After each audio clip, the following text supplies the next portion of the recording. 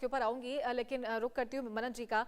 मनन जी, जिस तरीके से हमले लगातार हो रहे हैं और अब अमेरिका इजराइल कमर तोड़ने की कोशिश यहाँ पर करते हुए नजर आ रहे हैं ईरान की, लेकिन ईरान ने पलटवार किया है जबरदस्त तरीके से। अमेरिकी कंपनी जो है उनको वो निशाना बना रहा है। कितना आक्रामक अब ये होता हुआ नजर आएगा? ईरान की तरफ से कितने ज्यादा विस्फोटक हमले अब हो सकते हैं? देखिए, मैं यहाँ पर ये कहना चाहूंगा कि ये बात बिल्कुल सही है वैसे तो, कि अमेरिका ने जब वियतनाम वॉर में, अगर हम इतिहास को देखें, गया अमेरिका वियतनाम वॉर में, कैनेडी ने बे ऑफ पिग्स इंसिडेंट को स्टार्ट किया और उसके बाद रिचर्ड निक्सन उन्होंने बात की वियतनाम की। और उसके बाद जिस तरीके से 50-55 हजार अमेरिकी सोल्जर्स वहां पर शहीद हुए, वहां पर मार्टियर हुए, तो उसके बाद एक तरीके का बीमारी, कहते हैं साइकोलॉजिकल एस्टेब्लिशमेंट सिंड्रोम, जिसको हम ये भी कह सकते हैं वियतनाम सिंड्रोम, अमेरिका में आ गया। और उसके जो इंटरवेंशंस होते हैं, उसकी जो दखल होती है मिलिट्री और कूटनीतिक क्षेत्रों में, वो कम होती गई। पर अगर हम 1991 के पहले वॉर को देखें, जिसमें ऑपरेशन डेजर्ट स्टॉर्म को लागू किया प्रेसिडेंट जॉर्ज बुश सीनियर ने, उसके बाद से अमेरिका को विक्ट्री मिली। और उसके बाद से अमेरिका ने कोसोवो में, अफगानिस्तान में और यूरोपियन कंट्रीज में इंटरफेयर करना फिर से शुरू किया। तो मुझे लगता है कि ये ब्रिज उड़ाया गया है, जैसा कि आपने कहा, तो ब्रिज उड़ाया गया है। उसके अलावा उसके बगल में कोलेटरल डैमेज भी हुआ है। ये हम बात को नहीं बोले कि एक हॉस्पिटल को भी नेस्तनाबूद किया गया है, चाहे वो इंटेंशनली किया गया हो, चाहे वो कैसे भी किया गया हो, पर ये किया गया है। पर मैं ये कहूंगा कि ईरान अभी भी और कभी भी मैच नहीं है इजराइल और अमेरिका के लिए। और मुझे लगता है कि जो अभी जो शॉक एंड ऑ का जो स्टेज, मतलब मिसाइल बॉम्बिंग और एयरक्राफ्ट कॉम्बैट बॉम्बिंग चल रही थी, वो इसीलिए चल रही थी क्योंकि ईरान की नेवी को पूरी तरीके से ध्वस्त कर दिया गया है। ईरान का कोई भी कॉम्बैट खटारा, वर्ल्ड वॉर 2 का कॉम्बैट एयरक्राफ्ट उड़ नहीं सकता है। और कंप्लीट एयर सुप्रीमेसी इस समय अमेरिका के पास है और इजराइल के पास है। एक बात तो मैं ये कहूंगा। और अगर हम देखें, मुझे लगता है ये युद्ध आगे चलेगा और ज्यादा गहन होगा और ज्यादा यहाँ पे ईरान की त्रासदी बढ़ेगी। और अगला निशाना जो होगा, जो पहले हम सब लोग जानते हैं और विश्वविख्यात जनरल्स और राजदूत कह चुके हैं कि भाई खर्ग आइलैंड पे कैप्चर करेंगे इजरायलीज और अमेरिकन, क्योंकि 90% ऑफ ऑयल सप्लाई जो ईरान करता है पूरे विश्व को, वो खर्ग आइलैंड से होती है। और उसके अलावा तो उसमें होगा ये कि ईरान की रिजीम बहुत बुरी तरीके से कमजोर हो जाएगी।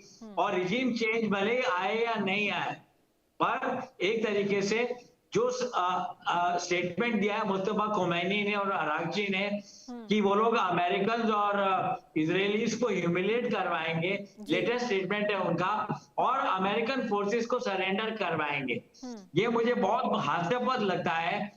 सद्दाम हुसैन के 2003 के युद्ध में भी, अगर हम वेस्ट एशिया की बात करें, एक मोहम्मद यूसुफ करके, इब्राहिम यूसुफ करके, इराक रिजीम में, सद्दाम हुसैन की रिजीम में इंफॉर्मेशन मिनिस्टर थे।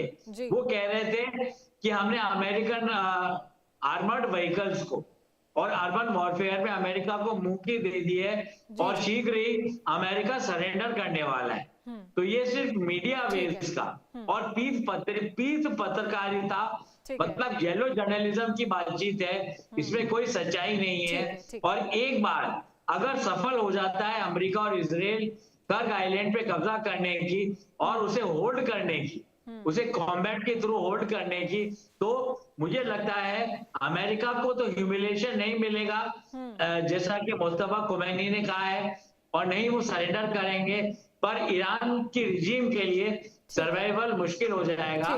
पर ये तो इसकी सारी बात ये है कि ये युद्ध अभी चलेगा और सब कुछ डिपेंड करता है कि खर्ग आइलैंड पे बूट्स ऑन ग्राउंड, ये अभी भी बूट्स ऑन ग्राउंड नहीं आएंगे, पर ये पैराट्रूपर्स वहां पर ठीक है। डेल्टा फोर्स के कब जाते हैं और युद्ध की जी, जी, जो जी। पृष्ठभूमि है वो कैसे ठीक है बदलती मनन है, जी। ये ठीक हमको है। देखना है अभी। ठीक उसके है। बाद ही हम कुछ ठीक है, मैं आती विजय, हूँ। मैं दोबारा आपके विजयश्री पास आऊंगी मनन या जी। पराजय के बारे में कह पाएंगे। जी जी। जे.एस. सोढ़ी जी, आपने कहा कि ईरान काफ़ी ज़्यादा स्ट्रॉन्ग है और लगातार वो हमलों का जवाब ऐसे ही देता रहेगा, और चाहे भले वो ईरान को नुकसान ज़्यादा हो रहा है, लेकिन ब्रिटेन में बैठक हुई थी, 60 देश उसमें शामिल हुए थे, किसी न किसी तरीके से जो हॉर्मुज़ स्ट्रेट है इस पर कोई समझौता बन सके और कोई समाधान इसका निकल सके। तो क्या लगता है कि आने वाले समय में ईरान पर इसका क्या इम्पैक्ट पड़ सकता है, या फिर ईरान अगर समझौते को तैयार होता है तो कैसे और किस तरीके से तैयार हो सकता है, क्योंकि वैश्विक दबाव जो है वो बनता हुआ नजर आ रहा है।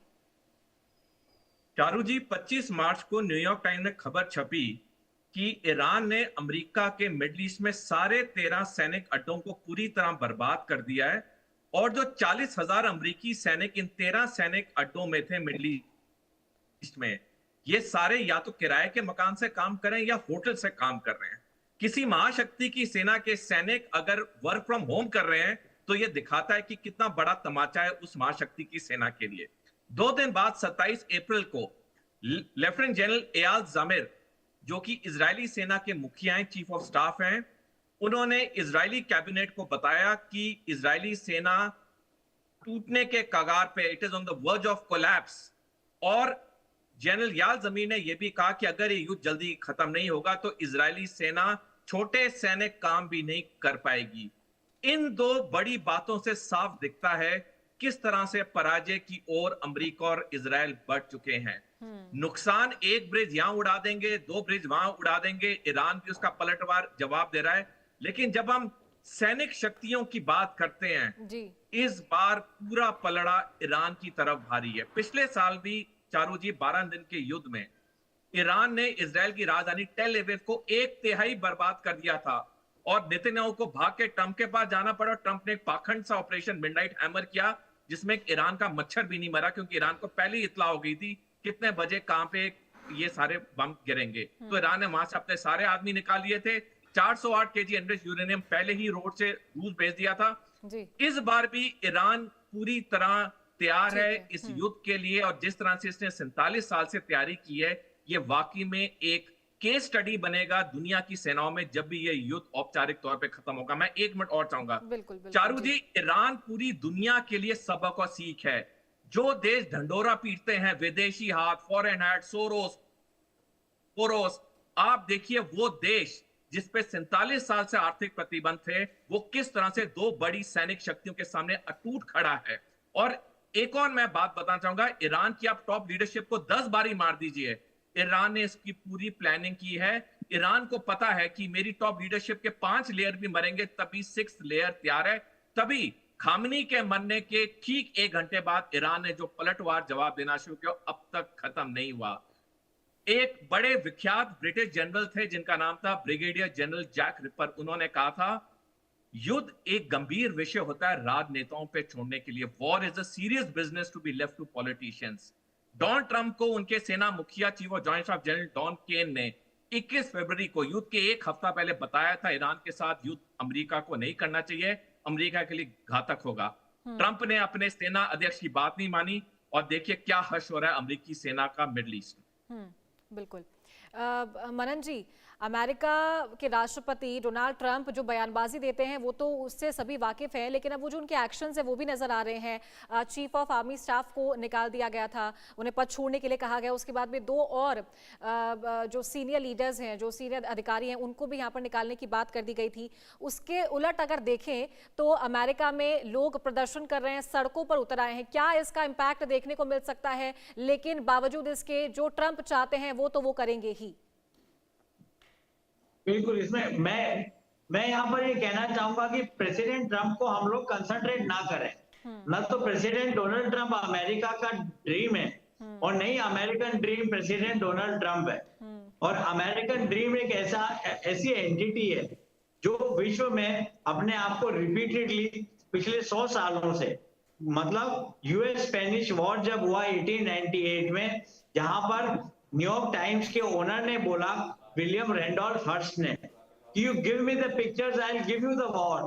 तो जहां पर वहां का एक राष्ट्र, वहां का एक प्रमुख पत्रकार इतना पावरफुल है, वो इतना इन सिंक है वहां के व्हाइट हाउस से, तो वो देश की ताकत, शक्ति और इन्फ्लुएंस, बोथ कॉवर्ट और ओवर्ट, उसके बारे में कोई भी अंदाजा लगा सकता है।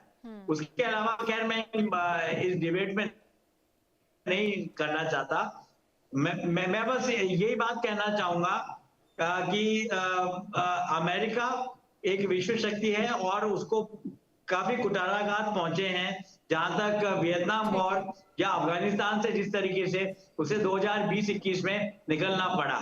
एक बात तो ये, और दूसरी बात मैं ये कहूंगा कि अभी हम लोग अगर देखें वॉर के कंटेम्पररी डेवलपमेंट में, तो हम पाएंगे कि बहरीन ने एक यूनाइटेड नेशंस सिक्योरिटी काउंसिल का रिजोल्यूशन पास किया है, और पास क्या है, प्रपोजल रखा है यूएनएससी में, और उसमें उन्होंने बताया है कि किस तरीके से ईरान अंतर्राष्ट्रीय नियम और अंतर्राष्ट्रीय विधि के अगेंस्ट जाकर बहरीन में, कतार में, ओमान में, यमन में अमेरिकन बेसिस को अटैक करने के नाम पर किस तरीके से कोलैटरल डैमेज कर रहा है। और चाइना जो कि बहुत ज्यादा शुरू से अमेरिका के अगेंस्ट है, तो उसने कहा है समय की कि कमी क्योंकि है, आप मनन जी लोग यहाँ पर रुकना फोर्थ मेजॉरिटी की सोनी जी, डॉक्टर मनन, आप दोनों का बहुत बहुत शुक्रिया हमारे साथ जुड़ने के लिए और ये तमाम जानकारी देने के लिए।